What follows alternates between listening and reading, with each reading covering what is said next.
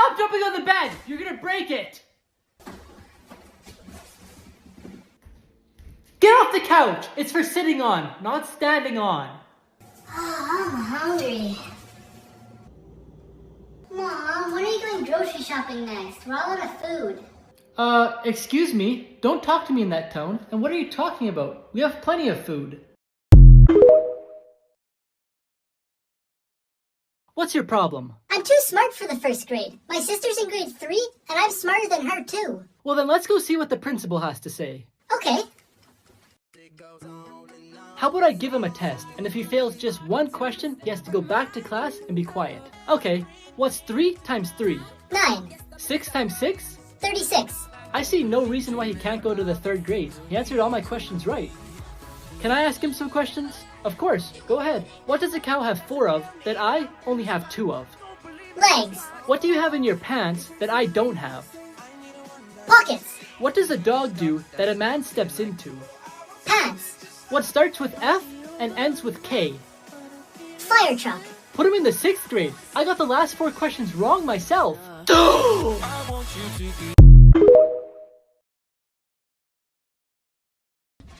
What comes once a year, twice in a month, 4 times in a week, and 6 times in a day? Do you know the answer? I don't know. Let's try this again.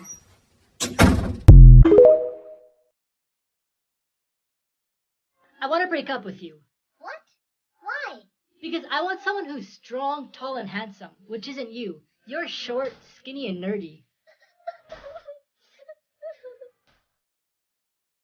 Excuse me, sorry to bother you. I just think you're really handsome.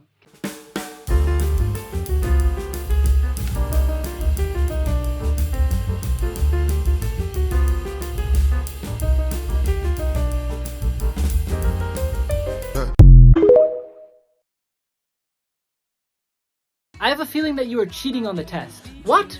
Prove it. Well, the first question was who was the first president of the United States? The girl beside you put George Washington, and so did you. So, everyone knows he was the first president. Just wait a minute. The next question was who freed the slaves? The girl beside you put Abraham Lincoln, and so did you. Well, I read the textbook last night, and I remembered that. The next question was who was the president during the Louisiana Purchase? She put I don't know, and you put me neither.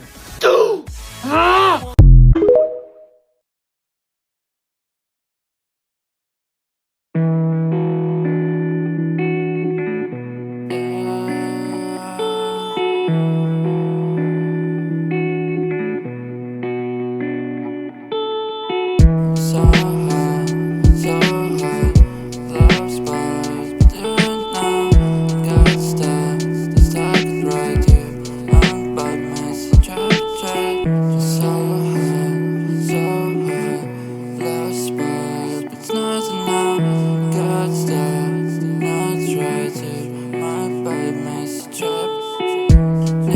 You won't believe what I did during my 3-day stay in La Fortuna. The first day we hopped on a bus to go on a safari float. We saw a bunch of animals like crocodiles, sloths, owls, toucans, and these monkeys that we went under, and they almost did their business on me. Sadly, they got a little bit on my shoe. In the afternoon, we went to La Fortuna waterfall and got to swim beside it. The waves were very strong, as you can see, for me struggling to swim. The next day we went horseback riding to the volcano. Unfortunately, I couldn't get any good clips while we were riding, but on the way back we got to gallop at full speed, which was fun. In the afternoon, we walked through the forest to get to the hanging bridges, then on the way back we saw some spider monkeys. After that, we stopped at the natural hot springs until it got dark. On the last day, we went on 12 zip lines, and by the time we finished that and ate, it was almost dark outside, so we just explored the town for a bit, then went to the hot springs at our resort. I couldn't include everything in this video, like these scooters that we rented to get around town, and our meals, which was some of the best food I've ever tasted in my life. The next morning, we rented a car to go to our final stop of the trip. But before we left, we went to the rope swing, which was super fun.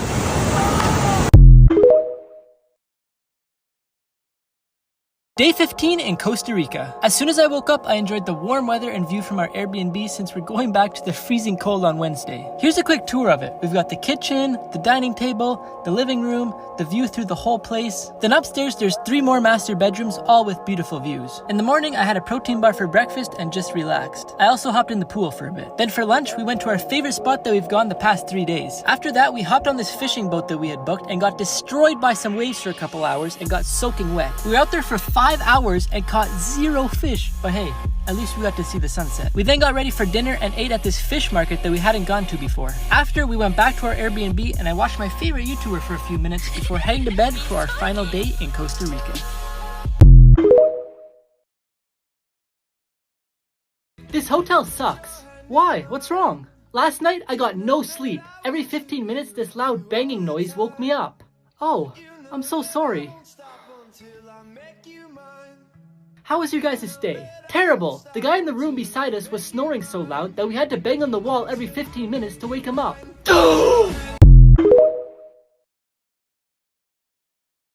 Excuse me, where's my table? Hi, miss. What's the name on the reservation? I don't need a reservation. I know the owner. I'm sorry, but we can't seat you unless you have a reservation. Are you serious? You're the worst waiter I've ever met. Just let me in. I'm sorry, but I can't. You either have to wait 2 hours or make a reservation for another night. You know what? You're gonna regret this. I'm gonna show you that I know the owner. Hello? Hi, sweetie. I need you to call the owner right now, please. Okay. Hello?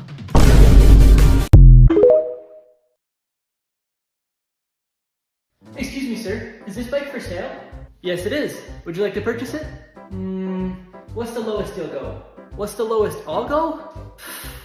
Probably like 2 miles per hour. Anything slower and you'll tip over.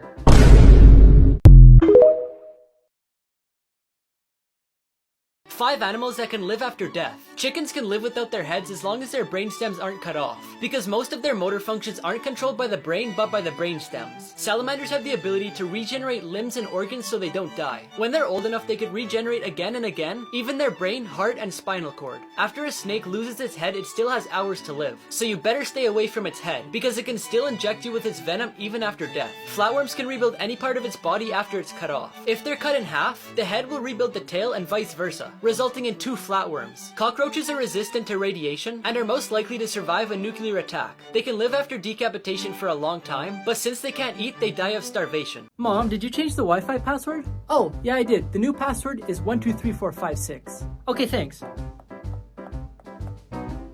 It didn't work. Huh? What did you type? 123456. No, it's 123456.